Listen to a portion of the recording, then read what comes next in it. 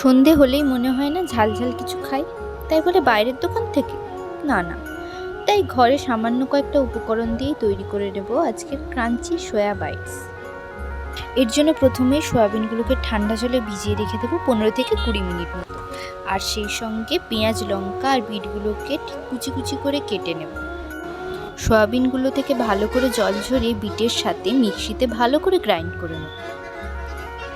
Grind করে রাখা bit ও সয়াবিনের সাথে পেঁয়াজ, লঙ্কা, 4 টেবিল চামচ চালের গুঁড়ো, 1 টিস্পুন লবণ, 1 টিস্পুন হলুদ, সামান্য জিরে, গোলমরিচ ও সামান্য জল দিয়ে ভালো করে মিশিয়ে নেব।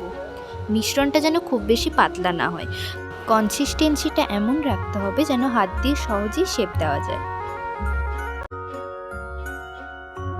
ঠিক এইভাবে আমরা এটি শেপ দিয়ে নেব।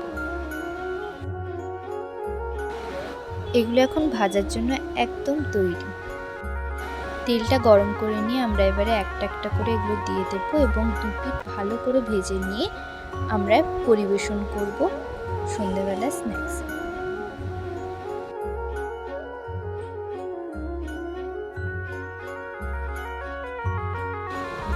রেডি আমাদের ক্রাঞ্চি সয়া বাইটস।